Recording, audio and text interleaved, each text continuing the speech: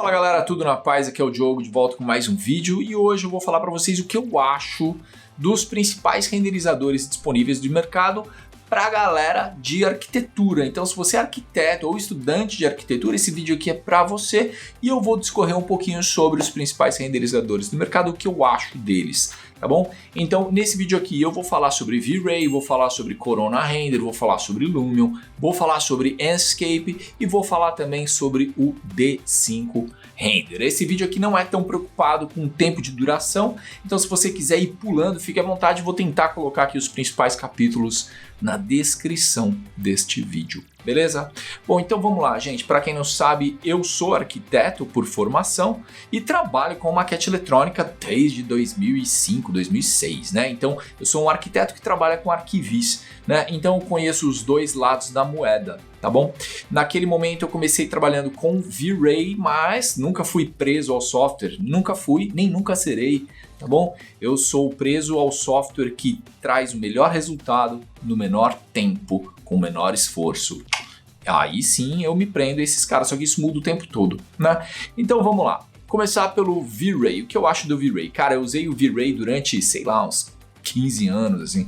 Eu usei ele durante muito tempo aí, a gente ainda usa ele de vez em quando e tal. É um renderizador fantástico, gosto muito dele, ele é muito maduro, muito completo, então ele tem muitas funcionalidades, tá?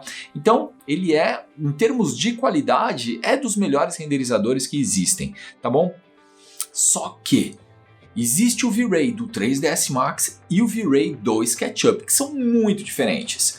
Então se você trabalha com arquitetura, o V-Ray do 3ds Max, cara, ele vai ser ali bem mais difícil, tá? Por quê? Porque é uma ferramenta mais voltada para animação, para televisão, para cinema, tá? Então ali a coisa fica bem mais difícil, tá? A interface é bem menos amigável e tal.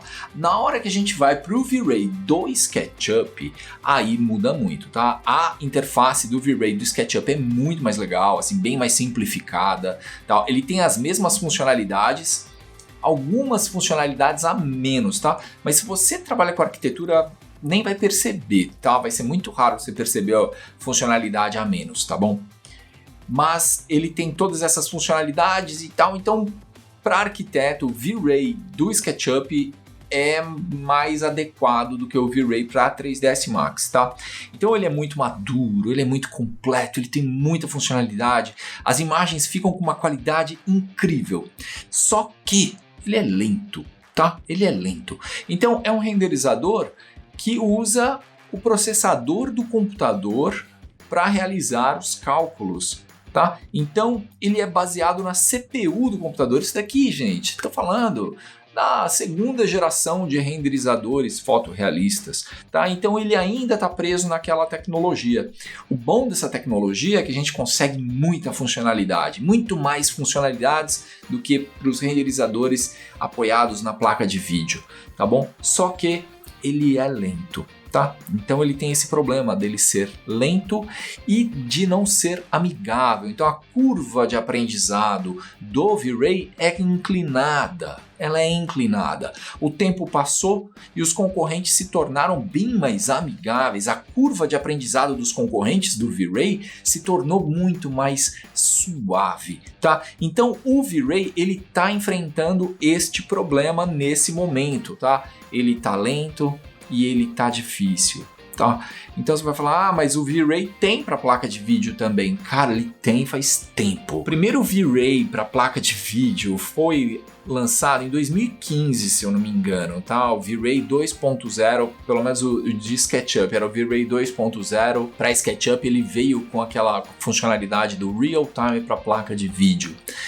Ele veio com isso, só que nunca funcionou direito. Nunca funcionou direito. Sempre foi instável e muitas das funcionalidades que a gente tem para CPU não estão disponíveis para GPU, tá? Então foi um negócio que a gente nunca conseguiu utilizar para valer, assim, para produção em larga escala, produção profissional em larga escala. Esquece o V-Ray em real time para placa de vídeo.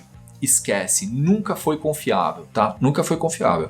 E aí os concorrentes começaram a surgir, começaram a bater de frente com isso, né? E aí o V-Ray vem tentando se reciclar, então a gente viu um monte de tentativa aqui, né? Que é o V-Ray Cosmos, né? Que aí tem aquele monte de bloco, um monte de mapa HDRI e tal. Tá competindo com o Lumion, né? Tá competindo com Escape, com esse tipo de coisa, né? Aí tem o V-Ray Vision, né? Que é para tentar suprir aí essa lacuna que tá surgindo e tal, mas cara, não adianta, assim, continua difícil e tal, não tem todas as funcionalidades do outro, então é frustrante, tá? É frustrante. Então é isso que eu acho do V-Ray. Então, para quem trabalha com arquitetura, hoje eu não acho que o V-Ray é uma boa ideia, tá bom? Sendo muito honesto, não acho que o V-Ray é uma boa ideia, tá? Mas a Chaos Group não é boba, e eles compraram o Corona Render, tá? Que é de uma empresa, acho que ela é búlgara, alguma coisa assim. Eles compraram o Corona Render, tá?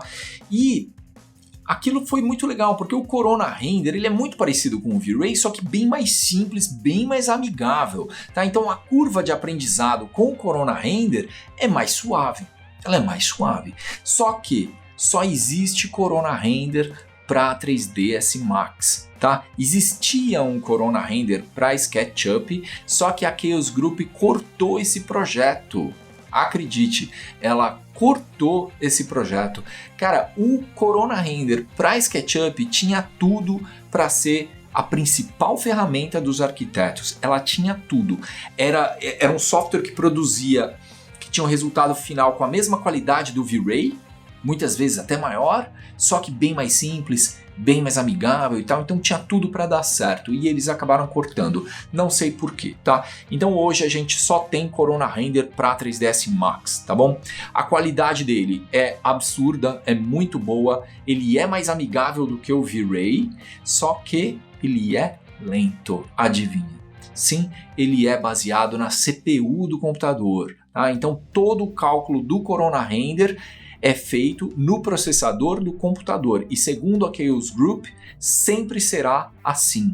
Eles não vão lançar o Corona Render para GPU, para placa de vídeo. Isso não vai acontecer. Tá lá nas linhas do Corona Render. O que é uma pena. Imagina o dia que eles lançarem o Corona Render para SketchUp baseado na GPU. Caramba, aí muda tudo, tá? Porque é um renderizador incrível. Só que, apesar da curva de aprendizado dele ser mais suave do que a curva do V-Ray, ela é mais suave do que a curva do V-Ray, ela ainda assim é mais inclinada do que a curva de aprendizado dos seus concorrentes. Tô falando aqui de Lumion, tô falando aqui de Enscape, tô falando aqui de D5 Render, tá? Então ela é mais acentuada do que esses outros caras. Ela é mais suave do que a do V-Ray, mas ela é mais acentuada do que os outros caras. Mas a pior parte não é essa.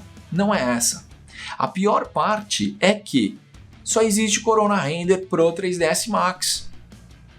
Não tem Corona Render para SketchUp. Quer dizer então que o arquiteto vai ter que sair do ecossistema que ele está acostumado e aprender um software novo. E aí ele vai para o 3ds Max. Cara, na boa. Até hoje eu só conheci arquiteto que mexesse com 3ds Max que trabalhasse com ArcViz, tá? Somente arquitetos que trabalham com ArcViz que sabem mexer com 3ds Max. Arquitetos que trabalham com projeto não sabem mexer no 3ds Max. Então você vai ter que aprender a mexer com um software novo, né? E isso é um problema.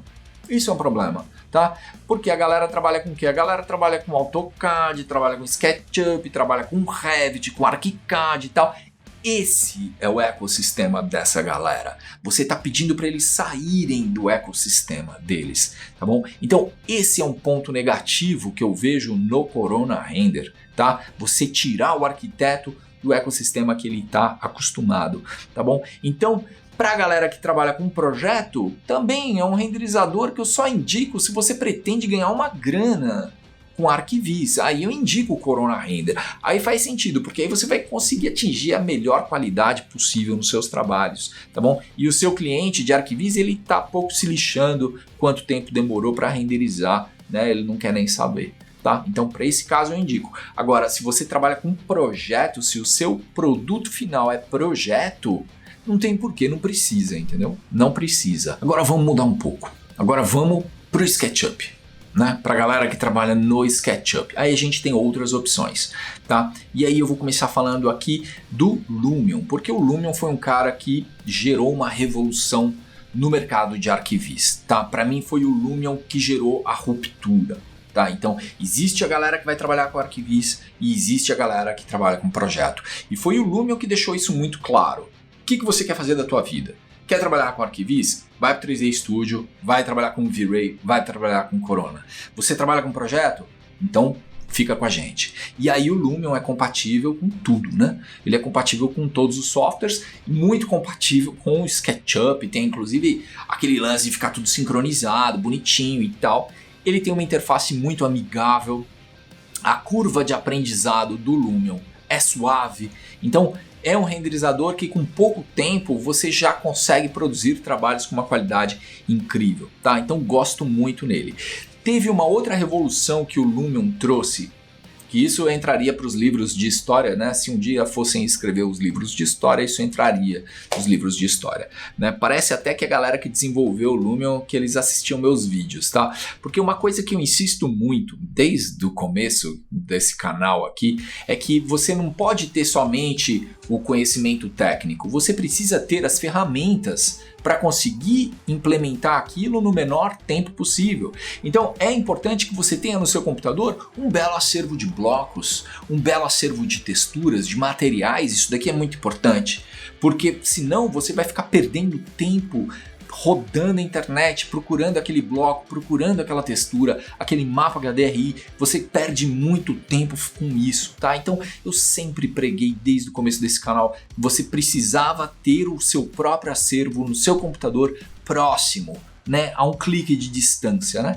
E parece que o Lumion ouviu isso. Então você instala o Lumion no seu computador e ele vem com uma biblioteca de 6.500 objetos. Pá! Cara, isso vai economizar muito tempo. Ele vem com uma biblioteca imensa de materiais, ele vem com uma biblioteca maravilhosa de mapas HDRI. Quer dizer, os caras prestam atenção na galera que trabalha com projeto, eles prestam atenção nessa galera. E isso muda tudo, isso muda tudo. Então você perdia um tempo enorme atrás desses assets que você não perde mais com o Lumion, tá lá dentro.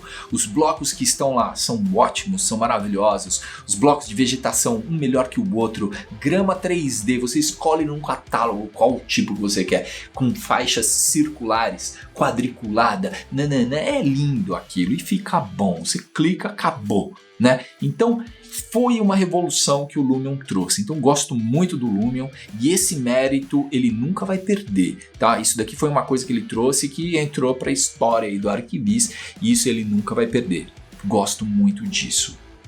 Mas, sempre tem um mas, né? Sempre tem um mas. Qual é o problema do Lumion? Bom, o problema do Lumion são alguns, tá? O primeiro é que ele tá ficando pesado, tá? Então, assim, a gente recebe mensagem toda semana, pelo menos uma pessoa fala que o Lumion não roda mais no computador dele, tá? Então, o cara liga o computador, liga o Lumion e fica lá 5, 10 minutos para ligar o Lumion. Ele tá super pesado, até carregar tudo aquilo, assim, demora muito, Então ele tá virando, assim, um bichão pesadão, tá?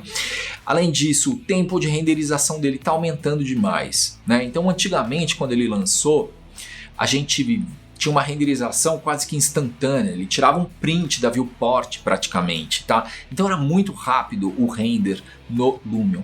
Mas o tempo está passando, eles estão incorporando funcionalidades, o que é muito legal, só que o tempo de render está aumentando. Isso não é bom. Isso não é bom. Eles estão se esquecendo da sua essência. Para quem ele foi feito? Eles estão se esquecendo disso, de para quem ele foi feito, tá? Então ele está se tornando um mastodonte, tá? É um bichão muito lento, demora para carregar, demora para renderizar. Então não gosto disso, não gosto disso. E tem uma outra coisa, ele perdeu aquela coisa do what you see is what you get. Aquilo que você vê é aquilo que você vai ter. Ele não tem mais isso, tá? Ele não tem mais isso. Antigamente ele tinha, quando ele começou ele tinha, né? Se você trabalha com Lumion, você sabe do que eu tô falando aqui. Existe o modo criar, né? E existe o modo ali de renderização, né? Antigamente só existia o modo criar tá? E aí ele dava um print daquela tela. Agora não. Ele incorporou tanta funcionalidade, tem tanto efeito, que ele, para você conseguir visualizar o que vai ser renderizado, ter uma prévia, ele criou o modo ali, a janela de renderização dele, né? Que aí você entra naquele modo de foto, né? E aí você vê ali os efeitos, a sua cena com os efeitos e tal. É legal, funciona super bem e tal, mas ele perdeu aquele negócio do what you see is what you get. Você vai ver, o que você vê é o que você vai ter, ele perdeu isso. E o pior é que muitos dos efeitos, e a cada dia que passa, eles lançam mais e mais funcionalidades que não aparecem ali naquela prévia, Você só vai ver aquele efeito depois que realmente renderizar a sua imagem. Isso daqui não é bom, tá? Então ele realmente está perdendo isso. E a outra coisa, ele está adicionando muitos parâmetros dentro de cada efeito. Então ele está começando a se tornar um software difícil, né? Ele era um software muito fácil, era um cara muito fácil de trabalhar e agora ele está se transformando em um software difícil, né? Então são poucas as pessoas que sabem utilizar todos os efeitos, regular todos os parâmetros do efeito, esse tipo de coisa, tá? Então ele está se tornando um software difícil, tá bom? Diogo, você recomenda Lumion para arquitetos? Com certeza recomendo, é uma ótima alternativa, tá? E ele calcula tudo na placa de vídeo do computador, então ele é bem mais rápido do que V-Ray, bem mais rápido do que Corona Render, tá bom? Problemaço aqui, ele não é bom com cenas internas, tá? Então você vê aí a galera que mexe bem com o Lumion desenvolvendo cenas internas maravilhosas. Beleza. Primeiro que os caras são feras, assim. Agora, se você coloca o Lumion na mão de um cara que está começando, ele não vai conseguir chegar naquele resultado. E o segundo ponto é que você tem cenas internas com muitas aberturas. É isso que a gente vê, cenas internas com muitas aberturas. Na hora que a gente vai para cenas internas, iluminadas somente com luzes artificiais, aí dá ruim. Aí a gente percebe que ele deixa a desejar, tá bom? Então fica aí as minhas observações com relação ao Lumion, tá? Com relação ao Enscape, pois bem, o Enscape ele veio nessa revolução do Lumion, tá? E o Enscape me encantou demais, tá? Por que ele me encantou demais? Primeiro, ele calcula tudo na placa de vídeo do computador, então ele é extremamente rápido. Tá? Ele é o renderizador mais rápido que existe no mercado, tá bom? A velocidade dele é comparável somente com a velocidade do Twinmotion, tá? Que também é muito rápido, só que não tem comparação. A qualidade de um e de outro não existe comparação, tá bom? Então eu coloco o Enscape como sendo o renderizador mais rápido do mercado, isso é muito bom, tá? Curva de aprendizado suave, ele tem poucos parâmetros, tá? Então você não perde tempo com essa parte técnica do software, configurando parâmetros de renderização, configurando material, configurando iluminação, não, é tudo muito fácil nele, muito fácil. Então essa curva de aprendizado, é a mais suave que tem, é a do Enscape. Isso eu curti muito nele, tá? Outra coisa, ele trabalha dentro do SketchUp, dentro do Revit, dentro do ArchiCAD. Então, o arquiteto ele não precisa sair daquele ecossistema que ele usa, que ele já utiliza, não precisa sair. Então, você não vai precisar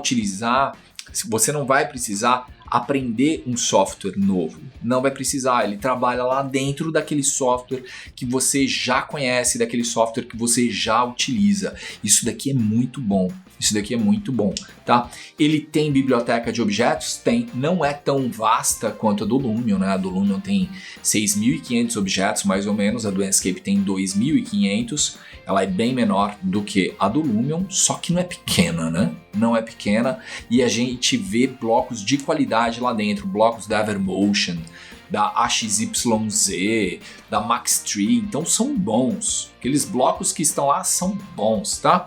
Já vem com materialzinho, é só colocar na cena, acabou. Ele vai com uma geometria simplificada para não pesar, é lindo, Agora com essa última versão dele, ele veio também com uma biblioteca de materiais. Ainda são poucos os materiais, são em torno aí de 240 materiais, são pouquinhos ainda, mas o importante é a funcionalidade, né? Agora ele vai crescendo, né? Então esse daqui também é muito bom. E ao contrário do Lumion, o Enscape ele faz o cálculo de Global Illumination, ou seja, você consegue renderizar cenas internas no Enscape. Você consegue, tá bom? Então eu gosto muito desse cara, não é à toa que vocês estão me vendo falando somente de Enscape, porque eu acho que ele chegou assim para desbancar todos os concorrentes para a galera que trabalha com projeto, tá bom? Esse vídeo aqui hoje é para os arquitetos, para os estudantes de arquitetura. Eu acho que aí não tem comparação, tá? Não tem comparação. Se você trabalha somente com fachadas, o Lumion continua no páreo. O Lumion continua sendo uma boa opção porque ele tem uma porrada de funcionalidade, de grama, de vegetação, que aí as cenas externas no Lumion ficam encantadoras. Agora, se você faz cenas externas e internas, porque a formação de arquiteto tem isso, né? A gente não fica trabalhando só o prédio por fora, a gente trabalha por dentro também, né? Aí nesse caso o Enscape acaba sendo mais versátil, tá? Ele acaba sendo mais versátil. Ele é mais simples do que o Lumion, mas a gente consegue uma velocidade muito grande nele, tá? Tem um outro ponto nele, eu acabei de gravar um vídeo aqui, letra J do Enscape de A a Z, janela de renderização, e aí o que eu falava nesse vídeo era que no Enscape, aquilo que você vê na prévia, ali na janela de renderização, que fica ligada o tempo todo, é o que vai ser renderizado na imagem final. Então, what you see is what you get. Aquilo que você vê é o que você vai ter. Não tem surpresa. Não tem surpresa no Enscape, tá? Então, curto muito isso nele. Problema do Enscape. O Enscape ele tem um problema, cara. O problema do Enscape é que ele não tem Ambient Occlusion, tá? Ambient Occlusion é aquele efeito que gera a sombra de contato. Isso daqui é muito importante, isso daqui adiciona profundidade no seu render, adiciona realismo no seu render, adiciona dramaticidade no seu render, tá? E ele não tem. Isso é um ponto negativo no Enscape, tá? Tem como contornar isso? Cara, até tem um método para você contornar isso, eu falo sobre isso lá no Render Expert, mas não é 100%, não é como se você tivesse um slider Ambient Occlusion, não é, tá? Então isso daqui é algo que eu sinto muita falta no Enscape, é o Ambient Occlusion. Eu queria muito que ele tivesse um Ambient Occlusion, tá bom? E o segundo ponto negativo dele é a história do espelho, tá? Que história é essa do espelho? Se você renderiza de longe, você não vai perceber nada. Se você renderiza de frente, você não vai perceber muita coisa. Agora, se você for renderizar bem perto do espelho e pegando meio de lado, aí você vai ter um reflexo zoado, tá? Só que esse reflexo zoado, ele só aparece nessa situação. A câmera tem que estar paralela ao espelho e muito próxima ao espelho. E aí você vai perceber que o reflexo dele aí perde na precisão, tá? Não é tão bom, tá bom? Então isso daqui é outro ponto negativo. A gente já entrou em contato lá com o Enscape lá da Alemanha para falar sobre isso. Eles estão cientes disso, mas eles acreditam que isso acontece em poucos casos e se eles forem corrigir isso, vai aumentar demais o tempo de renderização. Aí a gente se pergunta, putz, e aí? O que fazer? Bom, da minha parte, deixa do jeito que tá? Se for para aumentar o tempo de renderização, desencana, deixa do jeito que tá? Melhor do que criar aquela chatice que tem no Lumion de você colocar planos de reflexão. Aquilo lá foi uma gambiarra que eles fizeram para consertar esse problema. Foi uma gambiarra que o Lumion fez para consertar esse problema. E acabou adicionando dificuldade, acabou inclinando um pouco mais ali a curva de aprendizado, né? E o Enscape ele deixa isso muito claro, que se você está começando agora, ele é muito amigável e se você quer se transformar num profissional da área, ele vai te oferecer as ferramentas, tá? Então ele não se esquece da essência. Muito legal isso, cara. Muito legal isso daqui. Curti pra caramba, mas são problemas que eu vejo no Enscape. tá bom? Agora sobre o D5 Render. Deixa eu dar um golinho da água aqui.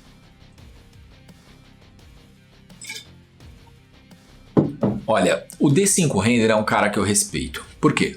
Porque o D5 Render, ele é baseado na GPU, então ele já é um renderizador de última geração, ele tem muita funcionalidade, ele sabe fazer cálculo de cenas internas, então você consegue fazer cenas de interiores com uma qualidade muito alta nele, ele está agregando novas funcionalidades todos os dias, ele tem as bibliotecas de blocos, bibliotecas de materiais, ele tem isso e tal, e esse cara... ele tem uma curva de aprendizado suave, a interface dele é muito amigável, e ele tem o what you see is what you get, então aquilo que você está vendo no preview é o que você vai ter no render final. Cara, ele tá animal. E existe D5 Render para 3D Studio Max. Então eu vejo um futuro muito brilhante, muito bonito para o D5 Render. Esse daqui é um software que eu presto muita atenção nesse cara, porque ele tem a faca e o queijo na mão. Esse cara entendeu o que é preciso, ele entendeu as lacunas do mercado, né? Então não existe o software perfeito, tá? Não existe o renderizador perfeito. Todo renderizador tem um problema e parece que o D5 Render mapeou isso e ele está em busca de preencher todas essas lacunas. Então existe D5 Render para SketchUp, então é um software que eu indico para arquiteto, sim, indico. Ele é amigável. Você não vai precisar sair ali do seu ecossistema e tal. E existe D5 Render para 3ds Max. Existe. Então se você quer trabalhar com ArcViz, o D5 Render é uma excelente ferramenta. Problemas, né? Tá todo mundo esperando aqui pelos problemas, né? Problemas no D5 Render. Bom, primeiro que ele é muito novo. Tá, ele é muito novo, ele foi lançado em 2019, né? A gente estava presente no lançamento deles, a gente conversou muito com os caras do D5 Render, uma empresa chinesa, tá? A gente conversou muito com eles, a gente ajudou eles na seleção dos blocos. Se você acompanha a 3DM, você deve se lembrar que a gente fez um mega formulário e disparou para a comunidade falando: escolham os blocos que estarão presentes no D5 Render. E a comunidade brasileira que acompanha a 3DM escolheu os blocos e pimba, são os blocos que foram. Então se você abrir o D5 Render hoje, aqueles blocos que estão lá foram escolhidos por vocês. Os problemas do D5 Render, bom, ele tem um problema grave. Ele tem um problema gravíssimo. Ele coloca como sendo o mínimo para ele trabalhar uma GTX 1060. Era isso, né? Uma GTX 1060. E pouca gente tem essa placa, porque é uma placa muito boa, porque é uma placa cara. Então pouca gente tem isso no computador.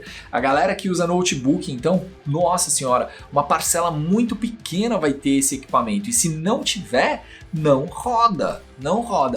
Tem uns malucos que conseguiram fazer o D5 Render rodar em uma 1050, uma GTX 1050 Ti. Eu vi uma galera que conseguiu rodar. Mas aí, cara, você tem que quebrar a cabeça, tá? E não é o que o fabricante indica, né? O fabricante indica uma 1060. No entanto, se você entrar no site deles hoje, você vai ver que o que eles recomendam é uma placa RTX. Uma RTX, tá? Dessas linhas mais novas da NVIDIA. Tá bom? Então a barreira de entrada do D5 Render é ferrada. Ela elimina 90% do mercado. Então, no dia em que o D5 Render rodar somente em placas RTX, caramba, a gente vai estar falando aqui com 1% do mercado, né? Pouca gente tem uma placa RTX. Diogo, e as placas da AMD? Esquece, ele não é compatível com placas da AMD. O Lumion é e o Enscape é. Ele não é. O Twinmotion também é, tá? Mas o D5 Render não é. Somente NVIDIA e com essa barreira de entrada. Então isso daqui é um problemaço. Tá? E o outro problema do D5 Render, ele é um renderizador standalone, tá? Assim como o Lumion, né? Ele é um software à parte, né? Você precisa instalar um plugin no SketchUp, você precisa instalar um plugin no 3ds Max e esse plugin vai exportar a modelagem para ele. tá? E aí você fica trabalhando dentro dele, tá? Existe já sincronização? Existe. Então você alterou, você vai trabalhando no SketchUp, ele vai alterando ali simultaneamente. Mesma coisa no 3ds Max e tal. Então eles estão trabalhando para tornar esse fluxo de trabalho cada vez melhor, tá? Mas ainda assim, eu não curto tanto, tá? Eu não curto tanto porque você tem aí esse processo de sincronização, exportar geometria, tá? Meio chato. É bem diferente de você trabalhar dentro do software, dentro do Revit, dentro do SketchUp, dentro do 3ds Max, tá? É diferente isso, tá? Então esses são os dois pontos negativos. Já falei que ele é um software muito novo, que ele tem muito bug. Bom, se eu não falei, eu vou falar de novo.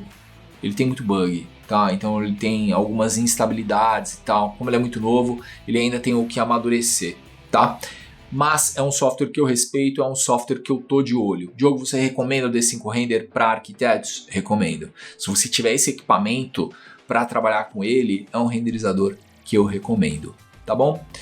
E por fim, para encerrar esse vídeo aqui, eu nem falei no começo que eu ia falar sobre o Twinmotion, mas já mencionei algumas vezes aqui. Twinmotion é um software que eu respeito também, eu amo aquela interface dele, amo. Ele tem aquela viewport dele que é muito legal, tem muita funcionalidade bacana e tal, só que o principal ele não tem, cara, que é aquela qualidade na imagem final. Isso ele não entrega. Ele não entrega. Então, enquanto ele não entregar uma imagem final com uma qualidade decente, aí eu não vou prestar atenção nesse cara. Não vou prestar atenção, porque não adianta ser rápido, não adianta ser amigável, não adianta ter uma interface, não adianta curva de aprendizado suave se ele não entrega uma imagem com uma qualidade decente e mínima para a gente poder entregar para o nosso cliente, tá bom? Então, por isso que eu não coloquei o Twinmotion, mas é um software que eu respeito, muito rápido, amigável, curva de aprendizado suave e tal, mas ele não entrega uma qualidade mínima para a gente entregar para o nosso cliente, por isso que eu não falo muito dele. Tá bom? Bom, gente, agora eu queria saber a sua opinião de todos esses que eu falei aqui. Qual que você mais gosta? Coloca aqui nos comentários e coloca aí o que você achou da minha opinião, beleza? Forte abraço e a gente se vê no próximo então. Até lá!